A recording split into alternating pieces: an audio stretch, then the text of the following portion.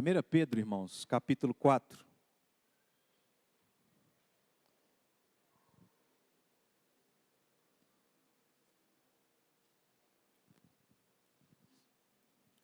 Nós vamos retomar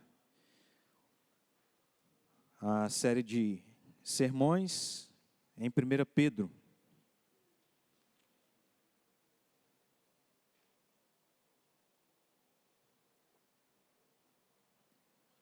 A primeira carta de Pedro tem apenas 5 capítulos.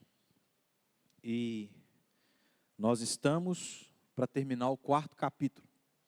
Não hoje, mas estamos próximos, porquanto nós paramos no versículo 11, e agora a gente vai dar sequência, lendo os versículos 12 e 13. 1 Pedro 4, versículos 12 e 13. Que dizem assim: Deus a nós, através do que Pedro escreveu, e isso foi registrado como parte do que Deus queria falar conosco, revelar a nós na sua palavra. Amados, não estranheis o fogo ardente que surge no meio de vós, destinado a provar-vos, como se alguma coisa extraordinária vos estivesse acontecendo. Pelo contrário, alegrai-vos na medida em que sois coparticipantes dos sofrimentos de Cristo, para que também, na revelação de sua glória, vos alegreis exultando. Eu fiz questão de nós lermos esses 2 versículos, porque eles estão conectados. E, na verdade, esses 2 versículos é uma sequência daquilo que também está acontecendo ao longo de toda a carta. Basicamente, o que Pedro está fazendo é dar ordens a respeito do que os crentes deveriam ou não deveriam fazer. Daquilo que eles deveriam ou não, uma vez que eles estavam fazendo coisas que não deveriam e deixando de fazer aquelas que deveriam como crentes. Pedro vai dar várias ordens, e aí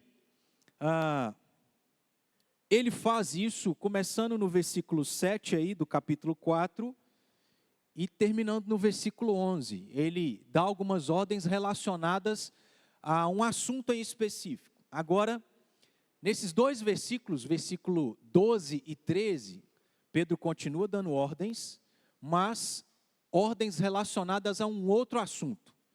E esse assunto era extremamente importante, tinha tudo a ver com o que esses crentes estavam vivendo. E ainda que nós estejamos vivendo em dias diferentes, esse assunto também é extremamente importante para nós. E nós vamos ver que assunto é esse. Então, irmãos, esses 2 versículos são outras ordens que Pedro dá relacionadas a um outro assunto. E eles estão conectados, o versículo 12 e o versículo 13. Mas eu quero tentar ser mais breve do que eu costumo tentar ser. Então, nós vamos nos ater apenas ao versículo 12 e deixar o versículo 13 para uma próxima ocasião, para a próxima vez que nós tratarmos sobre Pedro. Se você voltar os olhos, quero reler o versículo 12, para que a gente observe que há uma estrutura nesse versículo 12, quando Pedro disse o seguinte: Amados, não estranheis o fogo ardente que surge no meio de vós, destinado a provar-vos, como se alguma coisa extraordinária vos estivesse acontecendo. Qual é a estrutura que a gente tira do versículo 12? Que é o que nós vamos seguir aqui e vamos expor com mais detalhes. É que, já de cara, Pedro declara que outra ordem ele queria. E essa ordem era: Amados, não estranheis. Em sequência, o que a gente vai observar no versículo 12 é o assunto. Então ele tem uma ordem relacionada a um assunto que é diferente do assunto que está nos versículos 7 a 11. E esse assunto é o fogo ardente que surge no meio de vós. Então a ordem está relacionada a esse outro assunto. Não estranheis o quê? Que assunto? Que ordem é essa? Está relacionada ao quê? Ao fogo ardente que surge no meio de vós. Seguindo, a próxima coisa que a gente se depara aqui no versículo é o propósito daquilo que é o assunto, destinado a provar-vos. E o que tem no restante do versículo é o complemento da ordem. Então a ordem começa dizendo: amados, não estranheis. E aí o complemento dessa ordem, não estranheis, é o que está no final do versículo. Não estranheis como se alguma coisa extraordinária vos estivesse acontecendo. Então, se a gente pega a ordem de Pedro, a nova ordem de Pedro aqui no versículo 12, seria o seguinte: a gente junta a parte inicial no versículo 12 e a parte final do versículo 12. Crentes, não estranhem e não achem extraordinário o quê? O assunto que é o surgimento do fogo no meio de vocês. Em outras palavras, e resumindo aqui, é isso que Pedro tinha como ordem para que esses crentes fizessem: não estranhem e não achem extraordinário o fogo que surge e está no meio de vocês. Para a gente entender que ordem é essa, primeiro, nós temos aqui que considerar o que significa estranhar e extraordinário. Qual é o significado dessas palavras que fazem parte da ordem, da atitude, da ação que os crentes deveriam colocar em prática? É que o fogo no meio deles não deveria ser uma novidade para eles. Por isso que ele fala: não estranhem e nem veem isso como algo extraordinário. O fogo no meio de vocês não pode ser uma novidade para vocês. Não deve ser algo anormal, incomum, raro de acontecer. Mas, pelo contrário, o fogo no meio de vocês deve ser visto como algo normal e que faz parte da vida de vocês. Essa é a ideia. E aí, algo para exemplificar isso, eu estava me recordando, não sei quando é que isso aconteceu, mas os irmãos que moram aqui em Patos de Minas, né? Creio que são todos. Há um tempo atrás, passou um meteoro aqui na nossa cidade. Não sei se você viu, mas isso foi noticiado. Um meteoro é algo que você vê todos os dias? Não. Então, por não ser algo que nós vemos todos os dias, é algo raro, é algo incomum. Então, aquilo que é raro e incomum se torna algo estranho e extraordinário. Ver um meteoro é algo extraordinário. Tem uns que de maneira até mística, né? Vai ver o cometa lá e vai fazer um pedido. Eu acho que é isso. Nem sei se é isso mesmo. Mas eu sei que tem alguma coisa mística relacionada a meteoro. Então, o exemplo aqui é para a gente entender que o que Pedro está dizendo é que eles não considerassem esse fogo estranho no meio deles como um meteoro. Algo raro e incomum, ao ponto deles estranharem e se sentirem e verem aquilo como algo extraordinário. Mas eram para considerar o fogo no meio deles como, por exemplo, o vento. O vento é algo estranho para os irmãos? É algo incomum, raro de acontecer? Pode ser que não seja todos os dias, mas toda semana venta. É como se Pedro estivesse dizendo: eu não quero que o fogo que está no meio de vocês seja considerado como um meteoro, mas seja considerado como vento, algo comum, que vocês conhecem. É isso que a gente precisa entender dessas duas ordens que Pedro dá. Não estranhem e não considerem como algo extraordinário o fogo no meio de vocês. Bom, a próxima coisa que a gente precisa compreender é fogo. Que fogo é esse que Pedro está dizendo? O Pedro queria dizer que esse fogo tinha relação com ter ali onde os crentes estavam incêndios constantes, ao ponto de, olha, o fogo está surgindo aí no meio de vocês, as queimadas nas matas, talvez. Não estranhem isso. Não achem isso como algo extraordinário, incomum, anormal. Ou talvez a gente descarte isso e pense, não, esse fogo aí é um fogo espiritual. Será que o que Pedro queria dizer com esse fogo que estava no meio dos crentes se referia àquele fogo que aconteceu de maneira sobrenatural, acima da cabeça dos apóstolos, quando houve o Pentecostes e quando o Espírito Santo desceu sobre eles? Não, o fogo que Pedro tem em mente e a maneira como ele utiliza isto aqui é aquilo que ele já havia mencionado lá no capítulo 1. Então eu queria que você abrisse aí versículos 6 e 7.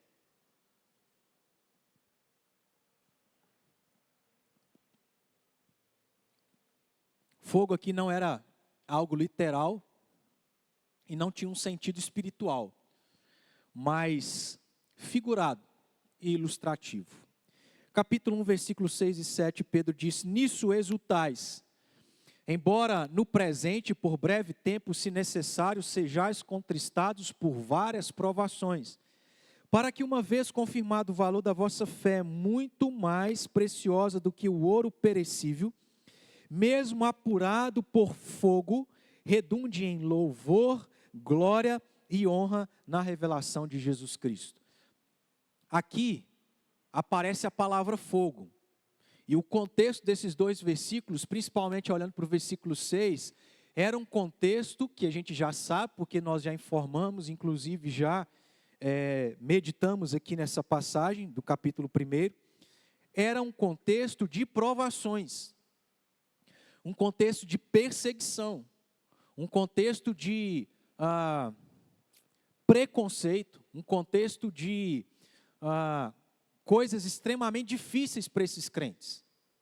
Então, eles que estavam vivendo de maneira a serem provados, a passarem por essas várias provações, Pedro usa a palavra fogo relacionado às provações.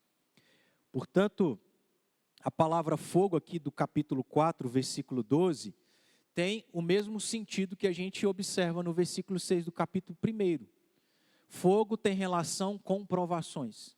Então a gente poderia voltar os olhos aí para o versículo 12 do capítulo 4 e ler assim: não, amados, não estranheis ou as provações que surgem no meio de vocês, destinados a provar-vos como se alguma coisa extraordinária vos estivesse acontecendo. É Pedro dizendo: crentes, não olhem para as provações, para o fogo que está no meio de vocês, como algo extraordinário e como algo estranho.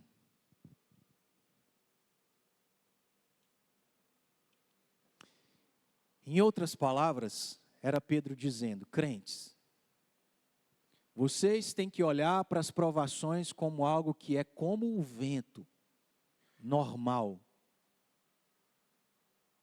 Não como algo incomum. Como algo que faz parte da vida de vocês. As provações não são coisas anormais, atípicas, que hoje acontece e ano que vem vai acontecer de novo. Pedro estava dizendo, e a verdade da qual Pedro declara sobre as provações é que as provações não são coisas para estranhar e nem para considerar como estranha. Porque as provações são coisas normais na vida do crente. Faz parte da vida dele. Viver uma vida de provação.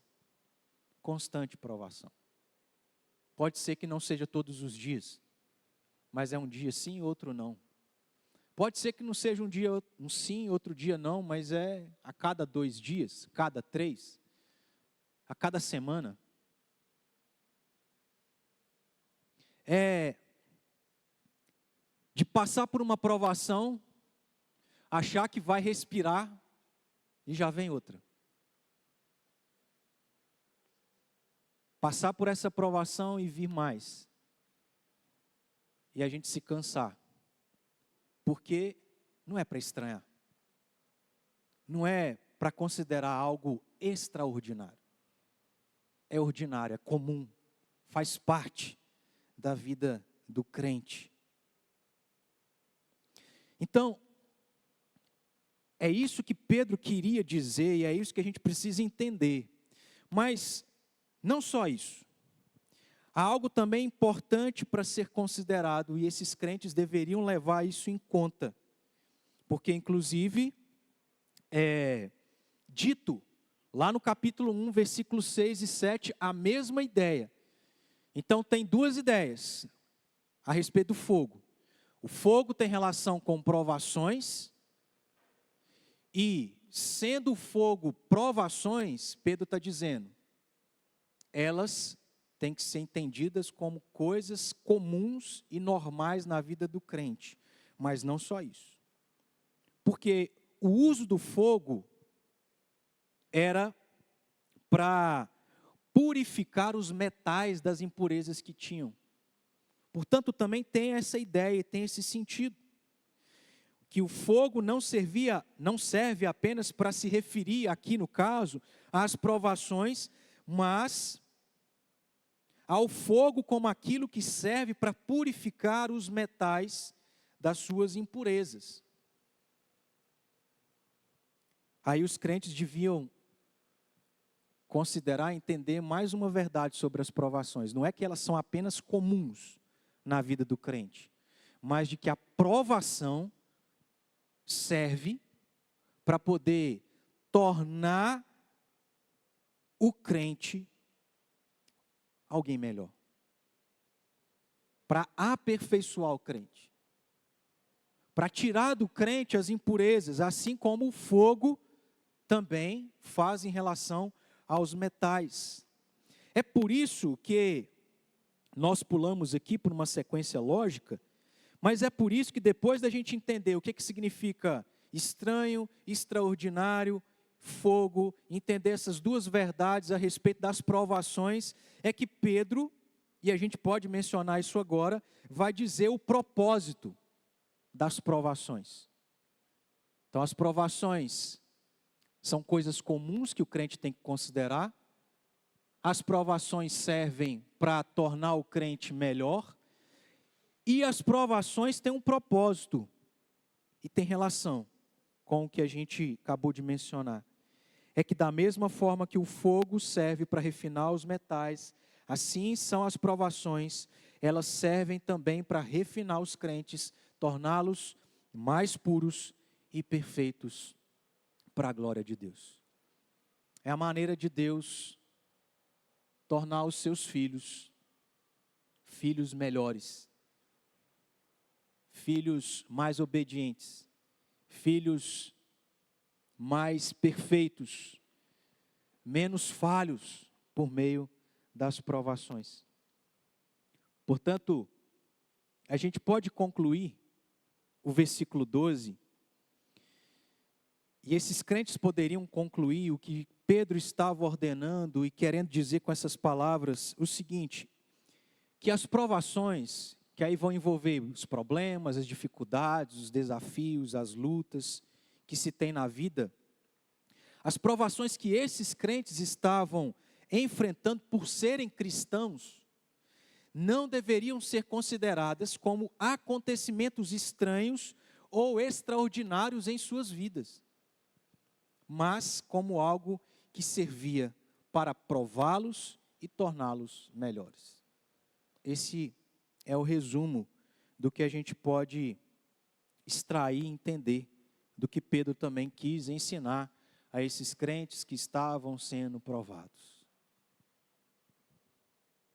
Diante disso, irmãos, é certo que nós temos muitas coisas a serem aplicadas à nossa vida. Porque, como eu disse lá no início, os versículos 12 e 13 são um novo assunto de ordens que Pedro vai dar aos crentes. E esse novo assunto, que nós já descobrimos que são as provações, os problemas, as dificuldades, etc., são coisas que eu e você, como crentes nos dias de hoje, vivemos. Estamos sendo provados. E só nós e Deus sabem quais são as provações que nós estamos vivendo como crentes nos dias de hoje. Talvez não é perseguição, glória a Deus por isso. Talvez não é risco de perder a vida por amor a Cristo Jesus. Mas como cristãos, vivemos provações, irmãos. Porque a provação não é algo que não faz parte da vida cristã. Não é algo extraordinário. E a gente sabe isso muito bem. Estamos sendo provados em várias coisas. Mas quando a gente olha para aquilo que Deus nos ensina nesse versículo 12, a primeira coisa que a gente pode fazer, ou uma das coisas que nós devemos fazer em relação ao que nós entendemos e aprendemos, é agradecer a Deus. E sempre temos que ter essa atitude de gratidão. E eu não sei se os irmãos têm reparado, a maioria das vezes que a gente chega ao final do sermão e aplica algumas coisas à nossa vida, eu menciono em uma das aplicações ter a atitude de ser grato para com Deus, porque sempre há um aspecto diferente para a gente olhar para as coisas da nossa vida. E a mesma coisa acontece em relação às provações. A gente precisa ser grato, porque Deus nos ensina de maneira carinhosa, amorosa, algo que Ele sabe o quanto é difícil para nós. Meus irmãos, nós temos um Deus que conhece o nosso coração. Nós temos um Deus que nos enxerga. Nós temos um Deus que conhece todas as coisas. Nós temos um Deus soberano que escreveu toda a nossa história. E que em parte dessa história estão lá as provações. Não é de desconhecimento da parte de Deus essa realidade da qual a gente vive, ainda que como cristão. Porque tem alguns que pensam que ser cristão é um caminho largo, espaçoso, só prosperidade. Mas não é. E Deus é esse Deus que nos trata de maneira amorosa e carinhosa, até pelo fato de que o próprio Jesus Cristo experimentou sofrimento nessa vida. O autor aos Hebreus, no capítulo 12, versículos 1 a 3, menciona isso. De Jesus Cristo como aquele que tem que ser o nosso exemplo de alguém que padeceu, de alguém que sofreu, foi provado, passou angústias nessa vida, sentiu dor, chorou e foi morto. E por que a gente pode ser grato a Deus pela maneira carinhosa e amorosa que Ele nos ensina sobre essa realidade que eu e você vivemos, que são as provações? É porque Pedro, sendo boca de Deus a esses crentes, a primeira palavra que Pedro utiliza para se referir a esses crentes é amados. Não estranheis as provações que surgem no meio de vocês, destinado a provar-vos, como se fosse alguma coisa extraordinária estivesse acontecendo. Amados, a gente precisa agradecer a Deus, porque Deus não nos deixa no vácuo, irmãos. Deus não nos deixa sem respostas. Porque a gente não precisa recorrer a um monte de ferramenta que podem até ser legítimas para entender o que é provação, para aprender um pouco mais sobre provação. O próprio Deus que sofreu, porque Cristo como Deus se encarnou, veio a esse mundo, tem resposta, tem ensino para nós. E sobre isso, Ele nos ensina de maneira amorosa. Amados, meus filhos, ou filhinhos amados, aprendam a não estranhar, a não considerar como algo extraordinário as provações no meio de vocês. Nós somos amados por Deus. Deus sabe do nosso sofrimento. Ele sabe o que estamos vivendo. Ele sentiu na carne, Jesus, o nosso sofrimento. Jesus é como um conhecido que passou pelo mesmo sofrimento. Então pense, num conhecido seu que teve câncer, sofreu, recuperou, foi restaurado, e agora você, só um exemplo, está passando pela mesma situação. É Jesus. Assim como um conhecido nosso que passou pelo mesmo tipo de sofrimento, Jesus sabe, porque ele passou pelo mesmo tipo de sofrimento. Ele sabe que estamos vivendo e Deus é quem permite. Mas quer que nós aprendamos a enxergar e a agir da maneira correta diante das provações. Mas a primeira coisa que a gente precisa fazer é ser grato a Deus, porque Ele nos ensina, irmãos. Ele não nos livra, Ele não tira a provação agora como a gente gostaria, mas Ele nos ensina. Ele está ao nosso lado para dizer, sim, meu filho, a provação é isso, é aquilo, serve para isso. Você tem que enxergar dessa forma, você tem que ver dessa forma. Deus faz assim conosco. E Ele está fazendo nessa noite. Primeira coisa que temos que fazer é ser gratos, mas em segundo lugar, e obviamente, é entender que as provações fazem parte da nossa vida. Não tem um crente sobre a face da terra, vivo, ou que viveu no passado, ou que vai viver no futuro, que não vai, ou que vai viver algo diferente disso. Todo crente terá uma vida de várias provações. E a gente precisa entender, inculcar isso na nossa cabeça, aceitar que a vida é assim, irmãos. Estamos em um mundo caído. Estamos em um mundo onde nós somos pecadores. Estamos em uma realidade onde as provações são inevitáveis. Na verdade, acabamos de aprender, elas são constantes.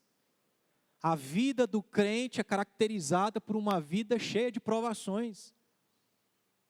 Porque uma vida sem provações não é nessa vida, não é nesse lugar. É só na eternidade. Só que a gente tem dificuldade de entender e aceitar isso.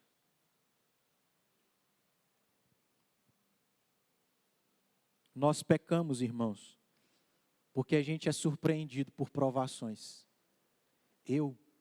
Comigo, por quê?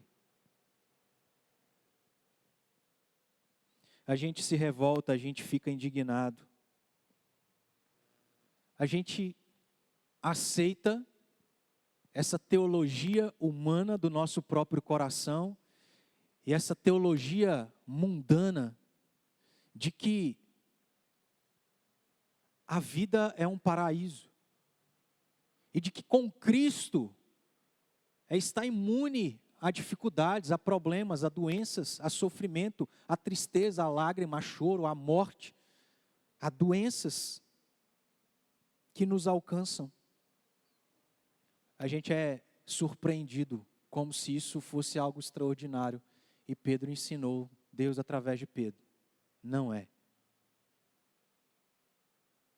Não estranhe, é algo comum, característico da vida, inclusive da vida cristã.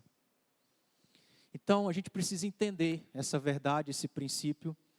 E se a gente não tem entendido e tem falhado, tem se sentido surpreso, espantado, indignado, porque acabamos de passar uma prova, vou dando glória a Deus, e vem outra prova, outra provação, outra luta, mais uma vez. Se a gente tem, às vezes, pecado, irmãos, a gente precisa pedir perdão, a gente precisa se arrepender e mudar a nossa mentalidade. Sermos sinceros, sermos verdadeiros conosco mesmo e não ficarmos tentando forçar a Bíblia em dizer aquilo que ela não diz, de ignorar aquilo que a gente sabe de cor. No mundo não tereis aflições, não precisem ter bom ânimo. Não, no mundo tereis aflições.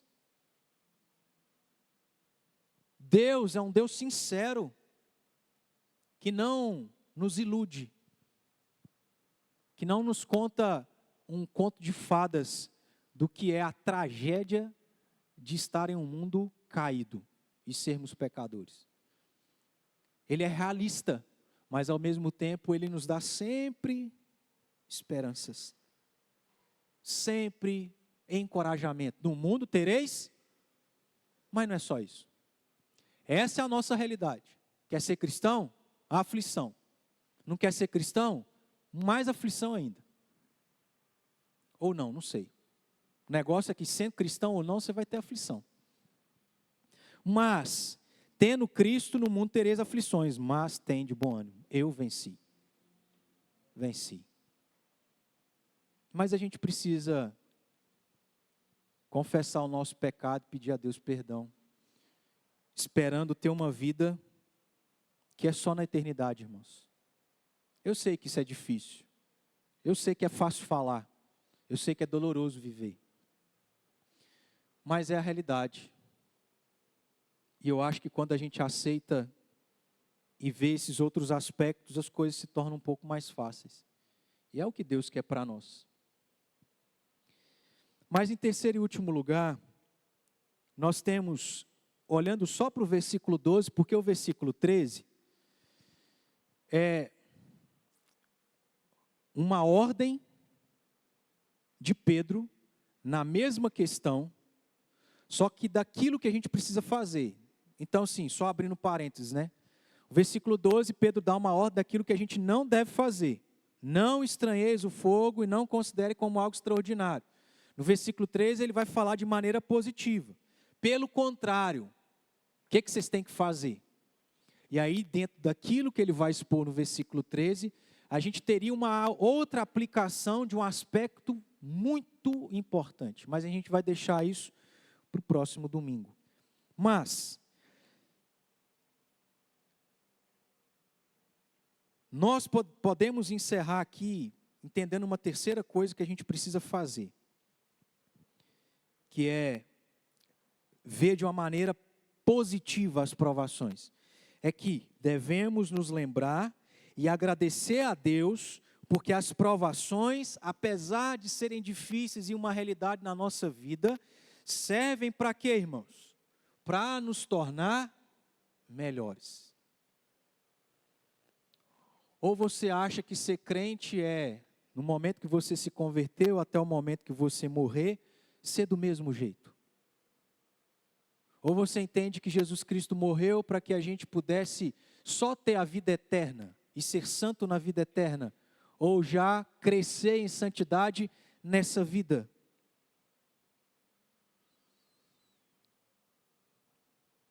O próprio Deus mostra para nós que ser cristão é eu me converti hoje, na próxima semana eu já tenho que ser melhor do que no dia que eu me converti. E sabe, irmãos, quantos de nós estamos há tantos anos servindo a Cristo, mas a gente continua o mesmo crentezinho do passado? As pessoas olham para nós e falam assim, ou comenta com o outro, né? Não tem jeito. Vai morrer sim. Porque a mentalidade é que não tem que evoluir, não tem que crescer. Louvado seja Deus, porque Ele, através das provações, nos obriga a melhorar. Por meio da dor, do sofrimento, mas crescer. Porque a gente é chamado para se parecer cada dia mais com Cristo Jesus. Então, irmãos, em último lugar, lembre e agradeça a Deus, porque a provação pode ser vista não como algo ruim, porque não é, é difícil, mas como algo bom. Deus trabalhando em nós. Você tem coragem de poder agradecer e louvar a Deus pelas provações? Ou pedir a Deus por mais provações? Que é a maneira didática de Deus nos aperfeiçoar. Mas a gente chega lá, né? Na ousadia de um dia, dizer a Deus, manda mais, Senhor, que eu quero ser melhor.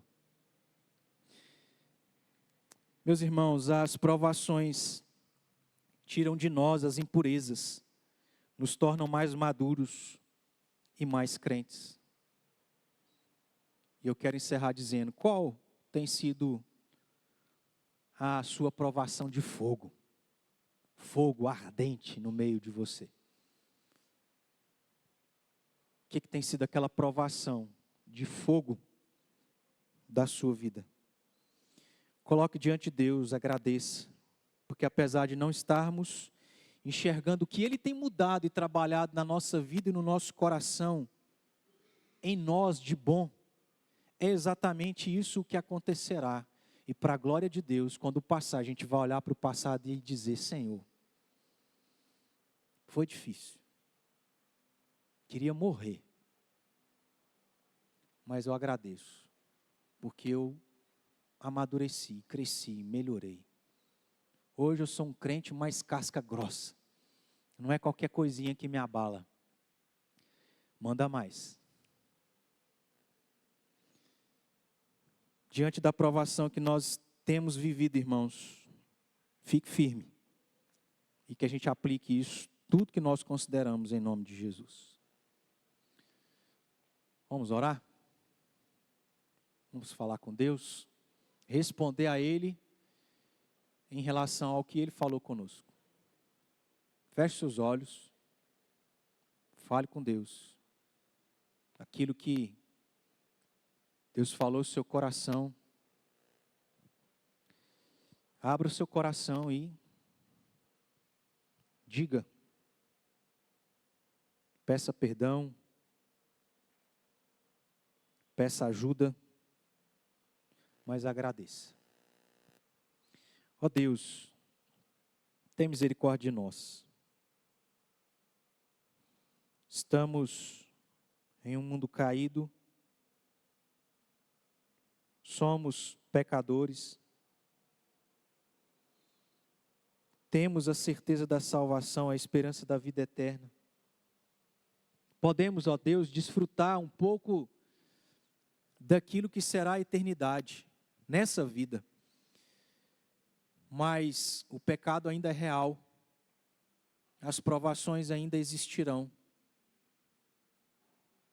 E assim foi com teu filho Jesus. Ele foi provado, perseguido, morto, por ter vindo a esse mundo para fazer a tua vontade. Ó Pai, não será diferente de nós. Ajude-nos a ter a clareza e sermos sinceros conosco mesmo, de entender que ainda que a gente ame o Senhor, ainda que a gente se esforce em fazer a tua vontade, em ter uma vida correta, santa, agradável ao Senhor, isso não exclui, isso não impede, isso não anula que a gente será aprovado, seremos, e louvado seja o teu nome, porque é por meio da aprovação que nós temos sido aperfeiçoados. Pode ser, ó Pai, que a gente esteja até duvidando da bondade, do amor do Senhor diante da provação que o Senhor tem permitido. Pode ser que a gente não enxergue o que há de bom nisso. Mas, Pai, o Senhor é a verdade, o que o Senhor fala é verdade. E o Senhor tem feito algo de bom na nossa vida por meio das provações. Perdoa-nos se nós não temos aceitado e nos revoltado ao passarmos por várias provações. Toma nas tuas mãos, ó Deus, e nos conceda graça para mantermos firmes diante das provações, desejosos de aprender com aquilo, amadurecermos, sermos crentes melhores para a glória do Senhor Jesus Cristo. É a nossa oração, em nome de Jesus. E que a graça do nosso Senhor Jesus Cristo, o amor do eterno Deus Pai, as comunhões e as consolações do Teu Santo Espírito seja sobre nós, povo Teu, e Igreja de Cristo Jesus, hoje, pelos séculos dos séculos. Amém. Deus abençoe, irmãos. Deus nos dê graça para vencer as provações e aprender a respeito daquilo que a gente precisa sobre isso que todos nós temos vivido. Que Deus nos dê graça aí para vencermos essa semana, em nome de Jesus. Nós temos alguns avisos, quero agradecer de maneira especial aqueles que estão conosco.